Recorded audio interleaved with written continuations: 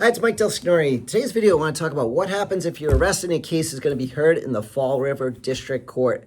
I've been handling OUI cases for years. I've done a lot of work out of Fall River Court. I've had cases, accidents, not guilty, breath test cases, clients have avoided conviction, refusal cases. I've had jury trials, bench trials there. I've had military veterans have their cases diverted under the BRAVE Act. So the full range of outcomes. I've had cases dismissed on motions. So I'm very familiar with that court. So let me go over what you can expect Fall River Court. Your first date will be the arraignment. You'll enter a not guilty plea. Get a further date to come back for pretrial. Most of the time, pretrials will be in person in Fall River. Sometimes I can waive your appearance, but Fall River doesn't use any Zoom or anything. They like to do everything in person. Will happen if you refused a breath test, your license is suspended for 6 months. It's not any way to really sugarcoat that. You're going to have to get a ride to work, basically. If you're going to fight the case, you're going to probably be without your license for 4 to 6 months.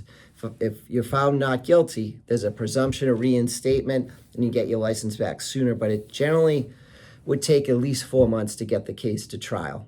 Could be longer. That's why I tell people plan for the full 6 months. Let's say you absolutely can't go anytime without driving, no way you can get a ride, Uber. The only other option is if you resolve the case with a plea and try to get a hardship license with the RMV. You're going to need a letter from work, and then hopefully it's not too serious of a case because sometimes the RMV will deny a hardship license if there's a major accident. But there is a possibility of a hardship license on a first OUI with a refusal. Ideally, though, hopefully you can figure out the ride situation, zoom into work, get a ride. That way I can fight the case and hopefully have you found not guilty. Because on a refusal case, the benefit of refusing, and you probably heard about this before, is that there's no objective evidence of your BAC. So the case will depend on field sobriety tests. These aren't accurate and reliable tests. There's a lot of problems with these tests. In other words, there's a lot of reasons why you might not be able to balance on one leg or why you couldn't walk and turn. People don't follow instructions perfectly all the time, and there are a lot of reasons other than alcohol. So often these cases make strong cases for trial. If there's no egregious bad driving, that's further evidence that it's a weak case for the government. They got to prove the case beyond a reasonable doubt. It means the highest degree of certainty in the matter of human affairs. It's very easy to get arrested. It's very hard to convict somebody when the standard is so high. What a jury is told, proof beyond a reasonable doubt, means you have to have an abiding conviction to a near moral certitude. So that's a high level of proof. So what I argue in these cases sometimes, yeah, maybe it was alcohol that you put your foot down early, but it could have also been that you were tired.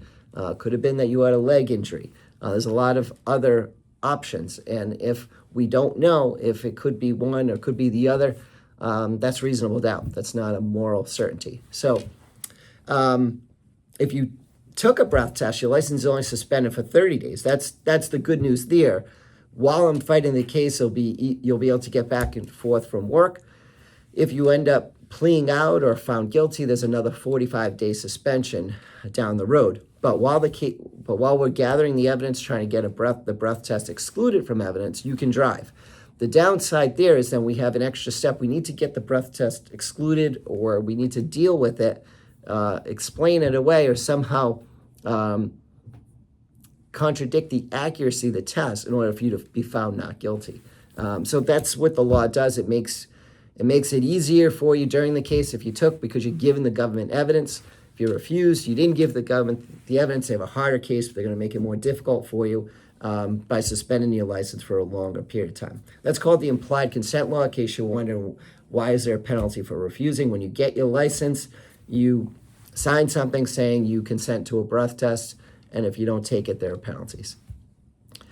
Now, the court process, generally dates are 6 weeks apart. So after the arraignment, your next date will probably be 6 weeks from there for pretrial.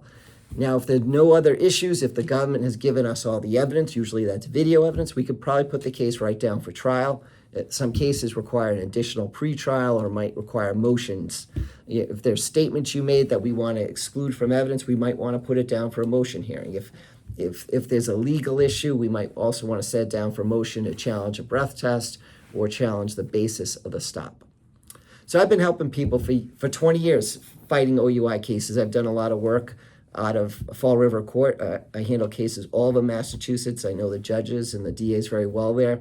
I'd be happy to help you with your case. This is my passion, helping people fight OUI cases, get their life back together. So call, text anytime at 781-686-5924 if you have any questions.